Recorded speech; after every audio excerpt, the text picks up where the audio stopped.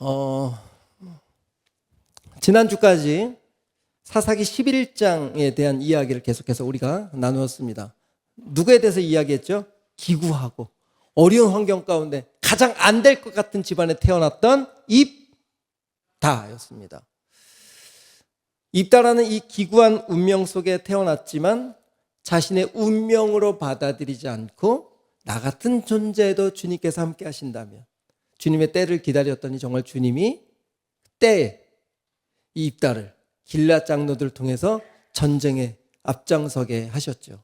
그렇게 일선에 많은 사람들의 칭찬 앞에 섰을 때 그렇지, 이제야 내 때가 왔구나 할 수도 있었지만, 입다는 또 한 가지 우리에게 도전을 줬던 것은 그런 상황에서도 하나님의 뜻을 구했다는 사실입니다. 우리가 이렇게 하나하나를 결정할 때 우리의 감정과 생각으로 또 열려진 환경 참 중요하죠. 우리의 감정과 생각도 하나님께서 지배하시니까요. 하지만 우리의 생각이 훨씬 주님의 생각보다 빠르기 때문에 한 번은 주님 이 길이 맞습니까? 라고 여쭤보는 그런 주권을 올려드릴 때 우리 하나님은 참 기뻐하시는 거죠. 그렇게 입다는 하나님의 주권을 올려드리고 자기를 알아주는 칭찬 그 뒤로 하고, 하나님 맞으십니까? 라고 했을 때 하나님의 사인이 있어서 움직이기 시작했죠. 그리고 암몬이라는 왕 앞에 섰습니다. 이 사람 배운 것도 없었고 뭐 변변하게 누리는 것도 없었지만 이 입다에게 있는 것은 단 하나였습니다. 하나님을 의지하는 마음이었죠. 그렇게 하나님을 경험했고 어려운 시간 가운데 깊은 하나님과의 교제 속에 이 모든 것들을 오늘 우리가 찬양한 것처럼 자기 힘으로 하는 것이 아니라 주 안에 주시는 힘으로 선포하고 했을 때 암몬 왕은 힘을 쓸 수가 없었습니다. 전쟁의 승패는 우리의 노력과 우리 힘이 있는 것이 아니라 하나님께 있다라고 하는 것을 입다를 통해 우리들에게 알려주셨습니다. 여러분, 세상 두려워하지 마십시오. 이미 세상을 이기신 우리 주님이 계시기에 주님 붙잡고 한 발자국 뛰면 반드시 이깁니다. 근데 내 힘으로 뛰는 순간 늪에 빠질 수도 있겠죠. 하지만 늪에 빠져도 괜찮아요. 우리 주님 건져내실 줄 믿습니다. 시편 40편에 깊은 수렁에서 건져내셨다라고 고백했던 다윗의 모습처럼 우리는 우리 주님께서 반드시 주님을 바라보는 순간, 주님께 나의 어떤 상황들을 아뢰는 순간 우리 주님은 반드시 붙잡아 주시고 다시 회복시켜 주십니다. 우리 하나님이 훨씬 더 우리에 대한 간절한 마음이 있으시기 때문에 그렇죠. 그렇게 입다는 6년간 사사 역할을 잘 감당했습니다. 그리고 이스라엘에는 평화가 찾아왔어요. 그리고 오늘 12장 8절부터 15절까지 아주 짧은 본문 안에 입다를 이은 3명의 사사가 등장을 합니다. 자, 이 세 사람의 사사를 여러분 꼭 기억하셔야 됩니다. 아주 짧은 본문 안에 3명의 사사를 정리해 놨는데, 맨 첫 번째 입다 이은 입산. 시작. 입산. 두 번째 엘론. 시작. 엘론 뭐 아시죠? 누군지 알죠? 테슬라 대표 그 엘론입니다. 그 다음에 세 번째 압돈. 시작. 압돈. 자, 이렇게 오늘 이 세 사람의 이야기를 제가 여러분들에게 잘 설명할 거예요. 이 3명을 들으면서 공통점을 발견해야 됩니다. 그 공통점이 오늘 우리들에게 주시는 메시지예요. 알겠죠? 공통점 꼭 발견하세요. 그 이전에 퀴즈 하나 내겠습니다. 자, BTS 정국 사진 한번 띄워주세요. 누군지 알죠? 현빈. 자, 한 사람 더. 송영훈. 자, 잠깐만. 이거 퀴즈예요, 퀴즈. 이상하게 쳐다보지 말고. 이 세 사람의 공통점이 뭘까요? 이 대답을 원한 건 아니고요. 대한민국 남자라는 겁니다. 공통점은. 이 세 사람을 아무리 조합해도 공통점이 없어요. 대한민국 남자, 빨리 내려주세요. 이런 거 빨리 내려줘야지. 이게 퀴즈예요, 퀴즈. 자, 이렇게 세 사람의 공통점을 오늘 찾아야 됩니다. 알겠죠? 입산. 금방 얘기했잖아요, 금방. 그렇지. 앨런 머스크. 그 다음에 압돈. 이 세 사람 지금부터 이제 이야기할게요. 먼저 입산입니다. 12장 8절 우리 다 같이 읽겠습니다. 시작. 그 뒤를 이어 베들레헴의 입산이 이스라엘의 사사가 되었더라. 베들레헴 하면 에브라임 지파 사람입니다. 에브라임 지파 사람 입산이 사사가 되었다. 그러면 입산의 이제 소개가 두 절에 나옵니다. 9절부터 10절 같이 읽겠습니다. 천천히 잘 읽어보세요. 입산이라는 사람이 어떤 사람인가? 시작. 그가 아들 30명과 딸 30명을 두었더니 그가 딸들을 밖으로 시집 보냈고 아들들을 위하여는 밖에서 여자 30명을 데려왔더라. 그가 이스라엘의 사사가 된 지 7년이라. 입산이 죽음에 베들레헴에 장사되었더라. 이제 입산의 이야기는 끝났습니다. 자, 이 짧은 두 절 속에 또 처음 8절부터 하면 3절 속에 우리가 오늘 입다를 이은 사사 입산이 어떤 일들을 이스라엘 사사의 역할을 감당했을까? 입산을 소개하는데 우리가 지금 읽은 것처럼 9절에 보니까 아들이 몇 명이요? 30명. 딸이 30명이라는 거예요. 아들 30명이 누군가 있었는데 돌라 다음에 야일이라고 하는 사사의 아들이 30명이 있었어요. 그때 이 30명의 아들을 어떻게 표현했습니까? 번성했다. 입다를 통한 평화의 시대가 흘러가면서 입산의 시대 때는 아들이 30명이 있을 만큼, 딸이 30명이 있을 만큼 어떤 시대를 지금 지나가고 있는 거예요? 평화의 시대를 지나가고 있다. 번성의 시대를 지나가고 있다라고 하는 것을 유추해 볼 수 있겠죠. 특이한 것은 그런데 한 가지, 밖에서 며느리를 데려왔고 밖에서 사위를 데려왔다는 거예요. 우리 9절 한번 다시 한번 띄워주시겠습니까? 잘 읽어보세요. 그가 아들 30명과 딸 30명을 두었는데 그가 딸들을 밖으로 시집 보냈고 아들들을 위해서는 밖에서 여자 30명을 데려왔다. 그러니까 딸들은 밖으로 하니까 어디로 보냈다는 거예요, 시집을? 주위의 나라들. 왜 주위의 나라들에게 시집을 보냈을까요? 이 입산이라는 정치적인 색깔이 어떤 색깔이에요? 관계 중심적 색깔이었던 거죠. 그러니까 지금 부딪혀야 될 나라들의 아들들을 잘 선별해서 내 딸을 보내주는 거야. 그러니까 그렇게 정략 결혼을 하다 보면 다툼이 있을까요? 없을까요? 저 나라를 봐도 내 딸, 저 나라를 봐도 내 딸. 그러니까 싸움이 일어나지 않겠죠. 그러니까 입산은 이 입다가 준 평화의 시대를 어떻게 연장하고 있는 거예요? 자기의 딸들을 향한 아들들, 또 며느리들을. 근데 여기에 한 가지, 원어를 찾아보니까 이 밖으로라는 것이 진짜 이방 나라일까? 찾아보니까 원어에는 다른 집안이라고 돼 있어요. 그러니까 다른 지파 사람들하고도 딸들을 데려와서 자기 아들들하고 결혼을 시킨 거예요. 그러니까 외부적으로는 딸들을 보내고 내부적으로는 아들들의 며느리를 데려와서 내부적으로도 아들들과의 관계를 통해 외부적으로도 딸들과의 관계를 통해 그냥 튼실하게 이스라엘의 안정을 취했다. 이것이 누가 취한 정치 색깔이에요? 입산. 자, 여러분, 그런데 입산이라는 사람의 이름의 뜻이 있어요. 빛나다. 우리 교회 빛나도 있잖아요. 빛나다. 화려하다. 이게 뭐라고? 이름의 뜻이 뭐라고요?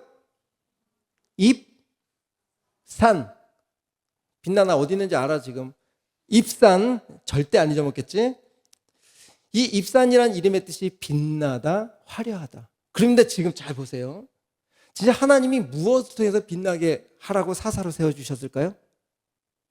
하나님을 향한 믿음과 하나님을 향한 입다가 그동안 보여줬던 그런 기구한 운명 속에서 있어서도 환경과 운명 따지지 않고 하나님이 나와 함께 하시겠다는 그 믿음 가지고 지금 평안을 누리고 있잖아요. 그 평안을 누린 입산이 지금 어떤 방법으로 이 평화를 연장해 가고 있는 거예요. 어느 순간 하나님은 없어지고 자기의 방법, 자기의 노력과 자기의 인간적인 인간관계를 통해서 이 나라의 평안을 유지해 가고 있다. 이게 지금 입산이 우리에게 주는 정보입니다. 그렇게 몇 년 동안 입산이 다스렸다고 기록하고 있었어요? 조금 아까? 7년. 자, 이제 다음 두 번째 이어 엘론의 이야기를 들어봅시다. 11절 12절 읽어보겠습니다. 시작. 그 뒤를 이어 스불론 사람 엘론이 이스라엘의 사사가 되어 10년 동안 이스라엘을 다스렸더라. 스불론 사람 엘론이 죽음에 스불론 땅 아얄론에 장사되었더라. 잠깐 띄워주세요. 지금 11절 12절에 엘론이라는 사람을 소개가 있어요, 없어요? 10년간 다스렸는데 엘론에 대해서는 그 어떤 언급 없이 그의 죽음에 대해서만 잠시 언급하고 그냥 기록이 넘어가 버렸어요. 야, 그러면 10년 동안 이 엘론이라는 사람은 어떻게 이스라엘을 이 평화를 유지했을까? 우리는 어떻게 알 수 있을까요? 성경에 기록되지 않으니까 우리는 이 엘론의 이름을 통해서, 왜냐하면 고대 시대 때는 이름을 통해 그 상황의 가운데 또한 그 가족의 또한 그 사람의 상태, 나라의 모습들을 이름을 통해서 전달했으니까. 엘론이라고 하는 이름의 뜻은 상수리 나무란 뜻입니다. 단단한, 든든한. 다시요. 엘론 무슨 뜻이라고요? 상수리 나무. 우리 상수리 나무도 성경에 이 사사기를 공부하면서 분명히 한번 제가 언급을 했습니다. 우리 나무 한번 띄워줄까요? 이 나무 보면 기억하실라나? 이게 상수리 나무예요. 아주 거대한 나무예요. 그래서 이 상수리 나무는 이스라엘을 대표하는 나무로 가장 먼저 아브라함, 믿음의 조상, 하나님의 사역의 시작점인 아브라함이 세겜 땅에서 가장 먼저 상수리 나무 아래 하나님 앞에 예배를 드린 장소가 상수리 나무였어요. 그리고 땅을 옮겨간 헤브론에서도 상수리 나무 앞에서 예배를 드렸습니다. 야곱도 마찬가지. 이렇게 상수리 나무 하면 하나님의 아름드리, 모든 이들을 품어내는 하나님의 신적 그런 모습을 담아내고 있죠. 우리가 비나이다 큰 나무 밑에 그런 어떤 부적적인 그런 거와 연결시키지 마시고, 어쨌거나 사람들은 그런 크고 큰 바위나 앞에서 비나이다 하는 어떤 부적적인 의미도 있지만, 이 성경에서 말하는 상수리 나무는 하나님의 임재를 상징하는 거예요. 그래서 그곳에 하나님의 천사들이 아브라함에게 이삭을 낳겠다고 알려주기도 했습니다. 그런데 이렇게 상수리 나무는 하나님의 임재를 상징하기 때문에 이 상수리 나무라는 이름을 가진 엘론이라는 사람은 어떻게 살아야 됐을까요? 하나님의 임재를 경험하며 그분의 다스림 속에 10년 동안 다스렸을까? 그런데 상수리 나무는 또 하나의 여러 가지 다른 모습도 보여줘요. 얼마 전 이 상수리 나무 밑에서 누가 왕이 되었죠? 기드온의 아들 70명을 죽이고 세겜 사람인 한 사람도 아비멜렉, 그래요. 아비멜렉이 왕이 됐던 자리가 바로 상수리 나무였다. 그러니까 이 상수리 나무가 잘못 사용되면 인간의 노력과 인간의 방법으로 자기의 욕심을 취해내는 그런 장소가 될 수도 있다는 거예요. 저는 이 사사기 기자가 엘론이라는 사람에 대해서 전혀 언급 없이 그냥 죽었다, 구원했다, 이런 아무런 언급 없이 그랬다면 이 엘론은 어느 쪽에 서 있었을까? 여러분 상상에 맡기겠습니다. 세 번째, 우리 13절부터 15절까지 보겠습니다. 마지막 압돈에 대한 이야기입니다. 우리 천천히 읽어보겠습니다. 시작. 그 뒤를 이어 비라돈 사람 힐렐의 아들 압돈이 이스라엘의 사사가 되었더라. 그에게 아들 40명과 손자 30명이 있어 어린 나귀 70마리를 탔더라. 압돈이 이스라엘의 사사가 된 지 8년이라. 비라돈 사람 힐렐의 아들 압돈이 죽음에 에브라임 땅 아말렉 사람의 산지 비라돈에 장사되었더라. 압돈에 대한 설명이 조금 14절에 좀 많이 설명되어 있어요. 아들이 몇 명? 40명. 이제 10명이 더 늘어났어요. 그만큼 뭐가 됐다는 거예요? 더 풍성하고 더 여유가 생겼고 더 많은 아내를 취했다는 겁니다. 그런데 거기에 더 나아가 손자 30명만 얘기했어요. 여기에 손자라고 분명히 기록해요. 손녀는 기록도 안 했어요. 손녀들이 얼마나 많았을까? 그럼 지금 그런 70명에게 어린 나귀를 다 타도록 허락했다. 일단 부유함을 상징하고 있죠. 그리고 많은 아내를 거느린 이런 세 번째 압돈이라는 사사를 우리는 유추할 수 있습니다. 그런데 이 압돈이라는 이름의 뜻은 섬김이라는 뜻이에요. 종. 그래서 어떤 신학자는 이렇게 설명을 해요. 어린 나귀를 탔잖아. 예수님처럼 겸손하게 어린 나귀를 탔어. 그 겸손의 상징, 그 이름대로 아마 그렇게 살지 않았을까? 근데 여러분, 이 어린 나귀라고 하는 것은 그 예수님 탄 작고 보잘것없는 모든 이스라엘들이 지금 로마가 이 베들레헴 땅에 일어나는 어떤 한 선지자의 이야기에 주목하고 있을 때 정말 백마를 타고 예루살렘에 입성을 했다면 긴장했을 거예요. 근데 예수님은 나는 정치적인 메시아가 아니야. 겸손의 왕으로 이 땅에 왔어 해서 진짜 어린 나귀를 타고 예루살렘에 입성하셨잖아요. 그러니까 로마가 보기에 아무것도 아니네.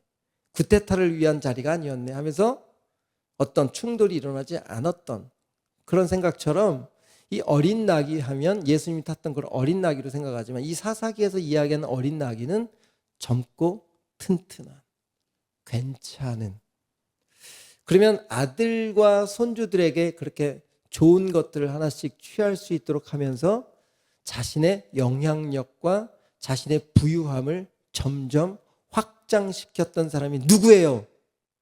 겸손, 종이라고 사사라고 이름하고 있는 압돈이 행한 거였습니다. 자, 이제 이 세 사람의 이야기가 끝났어요. 이제 공통점을 찾아볼게요. 첫 번째, 지금 여러분들이 8절부터 15절, 저 어이없는, 땡큐. 너무 고마워. 이미 봤으니까 띄워주세요. 세 가지 공통점에서 첫 번째, 이 세 사사는 모두 평화의 시대를 살았어요. 맞아요. 근데 두 번째, 8절부터 15절 사이에 하나님이란 존재가 단어가 한 번도 안 나와요. 무서운 얘기죠. 세 번째, 8절, 11절, 13절 여러분 성경 한번 찾아보세요. 그 뒤를 이어, 그 뒤를 이어, 그 뒤를 이어. 이 세 가지가 공통점이었어요. 정국과 현빈과 누구와 이 세 사람의 공통점인 것처럼 대한민국의 남자처럼 이 세 개가 공통점이에요. 여러분 이제 이 세 사람 입산, 엘론, 압돈 하면 이 세 가지가 생각이 나야 돼요. 이 세 사람의 사사가 25년 동안 7년을 다스렸고 10년을 다스렸고 8년을 다스렸어요. 25년 동안 하나님의 사사로서 하나님이신 평화를 누리며 이 세 가지 하나님 없이도 제가 이렇게 정리를 했습니다. 어떻게 하나님 없이도 괜찮은, 저는 이 공통된 점을 생각하면서 정리를 한 것 혹시 제가 써놨을까요? 내가 누리고 있는 것에 감사가 있는가 적용해 보자는 거예요. 여러분도 이 시대에 하나님의 부르심에 있는 사람들입니다. 이 세상이요, 그렇게 예수님을 믿는 사람들이 그렇게 많지 않아요. 이런 세상에 여러분들 예수님을 믿게 하시고 예수님의 사명자로 증인으로 부르셨다면 이 지금 3명의 사사를 통해서 우리에게 주신 것처럼 나는 지금 어떻게 사사의 역할을 감당하고 있는가? 첫 번째, 내가 지금 현재 누리고 있는 은혜 아래 감사가 있는가? 3명의 사사는 감사가 없었어요. 자기 것을 취하려고만 했지. 더 누리려고만 했지. 두 번째, 내 삶에 하나님이 없는 빈자리는 없는 것인가? 이 3명의 사사처럼. 세 번째, 그 뒤를 이어, 그 뒤를 이어. 지금 여러분들 여기까지 있게 한 믿음의 선배는 누구인가를 생각하셔야 돼요. 그분의 기도와 그분들의 노력과 그분들의 기다림이 있어서 오늘 여러분들이 여기 있는 거예요. 근데 우리는 그분들을 등한시하거든요. 그분들보다 더 커지려고만 하지, 더 뺏으려고만 하지.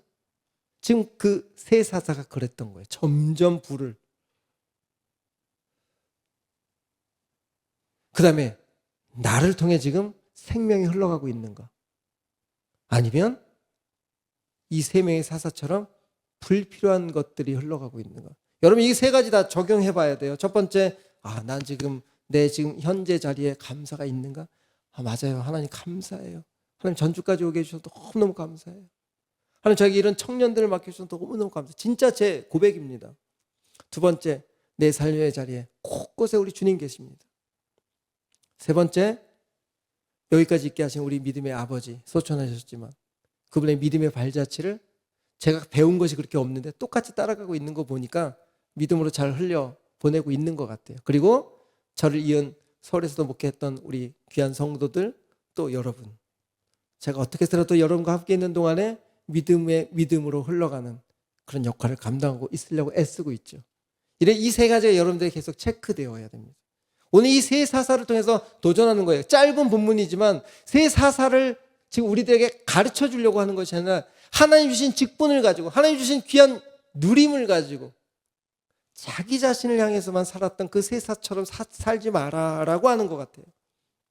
저는 이렇게 이 시대 목회자를 향해서도 이 세 사사를 보여주면서 목회자들에게 하고 있는 것은 아닐까, 좀 게으르고, 목회자들이 이 세 가지에 정말 감사가 있는가, 아니면 더 큰 무엇인가를 누리려고만 하고 있는가, 이해되시죠? 정말 나를 통해서 생명이 흘러가는가, 아니면 나의 영역이 커져가고 있는가. 여러분, 이 얘기는 다른 누구의 이야기가 아니라 이 한 주간 동안 저를 향한 이야기였습니다. 일부러 새벽 기도에 우리 아내가 깨워지면 화를 낼 수도 있지만 눈 번쩍 뜨고 나오는 거예요. 그렇지 않으면 목사님에도 기도할 시간이 없습니다. 바빠서. 여러분, 기도할 시간 있어요? 밥 먹을 때 빼고. 여러분, 우리 구별하지 않으면 기도 전혀 안 합니다. 하나님과 거룩해 질 수 있는 방법은 말씀과 기도 외에는 없다고 분명히 말씀하셨는데, 우리 기도 읊조리고 여쭙고 하는 그런 기도 말고요, 딱 진짜 하나님과 그 음성을 듣는 기도. 새벽에 그 시간에 나와서 그냥 가만히 기도가 안 되더라도 앉아있으면 우리 교회가 너무 자랑인 게 뭔지 아십니까? 비가 오나 눈이 오나 이 자리를 지키고 계신 기도자들이 계셨어요. 어르신들 그 휠체어를 타고 그 새벽에 오셔서 이 자리를 지키고 계시는 거예요. 그분들이 율법적으로 지켜내 그런 거라고 저는 보지 않습니다. 그냥 저 뒤에 앉아있으면 그냥 마음이 든든해져요. 여러분, 그 자리를 이어가는 여러분들이 되기를 축복합니다. 이게 바로 그 뒤를 이어, 또 그 자리를 지켜내므로써 누군가 말로 전도는 하지 않지만 저처럼 그 믿음의 선조들의 등을 보면서 나는 어떻게 살아야지? 라고 하는 다시의 초점을 맞추고 내 삶의 핸들링을 다시 클립을 조종하는 것처럼, 또 내 뒤에 따라오는 우리 리더들, 임원들, 우리 청년들이 나의 등어리를 보고 뭘 느낄 수 있을까? 제가 이런 설교 한번 한 적이 있어요. 우리 등어리, 그러니까 우리 신체 중에 딱 한 군데 손이 안 가는 곳이 어디예요? 등이에요, 등. 다른 곳은 손이 다 갑니다. 근데 이 등만 손이 안 가요. 그러니까 등은 인위적으로 꾸밀 수 있다 없다? 하나님이 등만 인위적으로 꾸밀 수 없도록. 근데 그 예수님의 등은 가장 보잘것없는 목수의 등이었어요. 가장 왜소한 등이었어요. 그런데 그 등은 온 세상의 죄를 짊어지고 갈 가장 넉넉한 등이었습니다. 여러분의 등은 도대체 어떤 등일까요? 등은요, 어디서 결정되는지 아세요? 내 앞에서 결정이 돼요. 내가 무엇을 추구하느냐.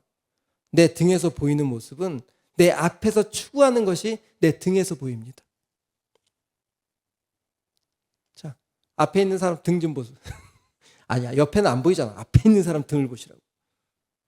그 사람은 누군지 모르지만 그 사람의 등을 볼 때마다, 그냥 뒤에서 이렇게 바라볼 때마다 마음의 평안이. 여러분, 그런 다 등 되기를 축복합니다. 아멘.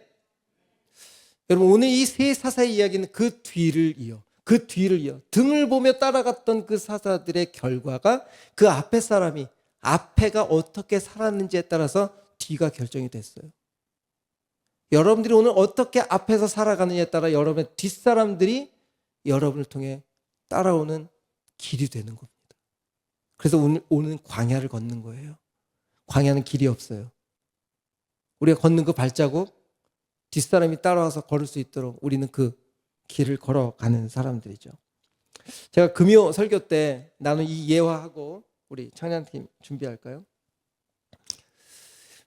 이 예화를 제가 한번 했습니다.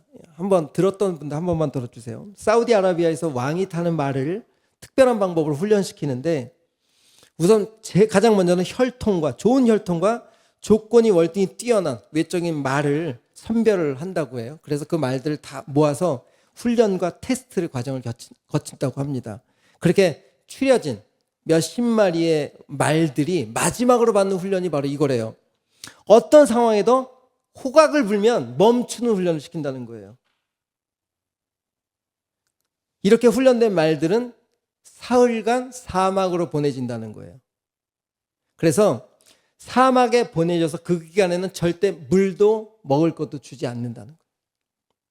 그리고 사막의 뜨거운 태양과 거친 모래바람 아래에서 말들이 기진맥진할 때까지 메워두고 마지막 사흘째 되는 날 그 말들을 오아시스 근처에다가 풀어놓는대요. 그 이 말들은 사흘을 굶었기 때문에 물냄새, 풀냄새를 그냥 진동을 한다는 거예요. 그럼 이 말들이 어떻게 될까요? 오아시스를 향해서 막 달려가는 거죠. 그때 조련사가 삑 호격을 부는 거예요. 대부분의 말들은 다 오아시스에 풍덩풍덩 빠지는데 그 중에 한두 마리의 말이 그 고통과 갈증과 배고픔에서 선다는 거죠. 그 말만 왕이 타는 보마로 보내집니다. 이게 사우디아라비아 왕이 타는 말이에요.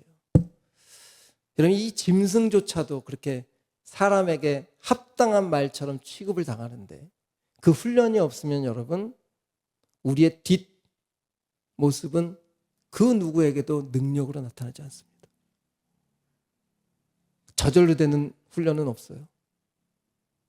그만큼 하나님 말씀 앞에, 십자가 앞에 내가 이 앞에서 어떻게 추구하느냐에 따라서 내 등이 결정이 되는 거예요.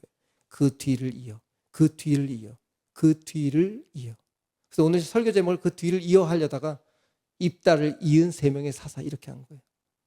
여러분의 뒤에 있는 사람들은 무엇을 보고 쫓아올까요? 우리 찬양하겠습니다.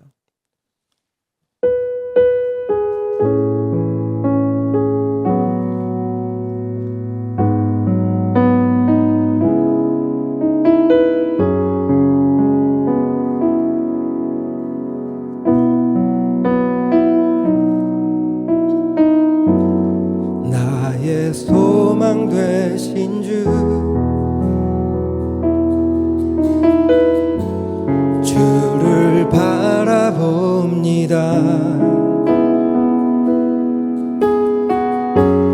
다시 오실 나의 왕 예수, 주를 기다립니다. 다시 한번 고백하겠습니다. 나의 소망 되신 주, 나의 소망 되신 주,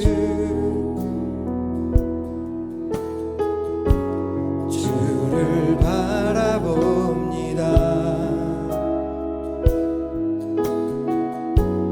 다시 오실 나의 왕 예수,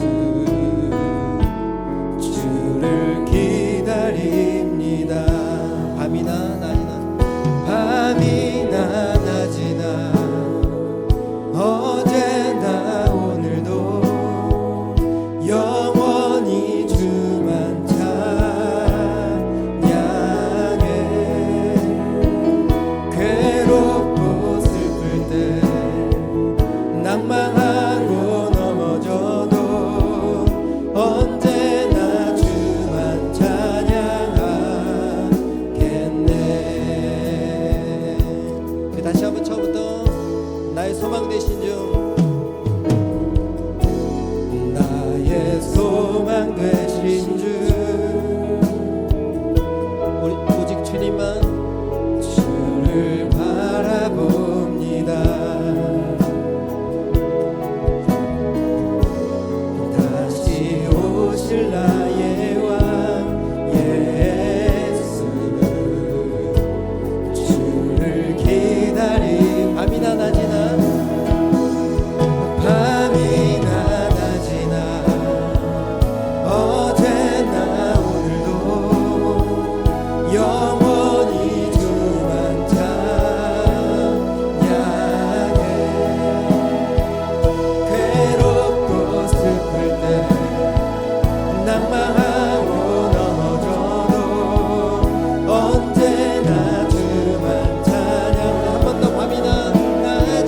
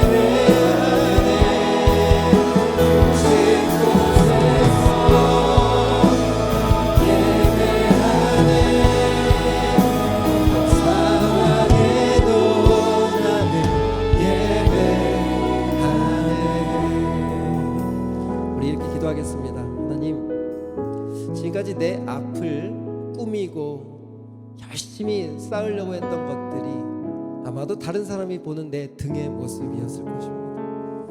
세 사람의 사사가 바로 그 등을 보여줬던 것처럼 혹시 내가 지금 걸어가는 나의 등이 누군가에게는 정말 주님이 아닌, 하나님이 아닌 다른 것들을 발견하도록 하는 등은 아닌지 돌아보면 우리 하나님 앞에 우리 건반에 맞춰서 묵상하고 기도하며 나가겠습니다. 좀 고민하고 생각해 보십시오.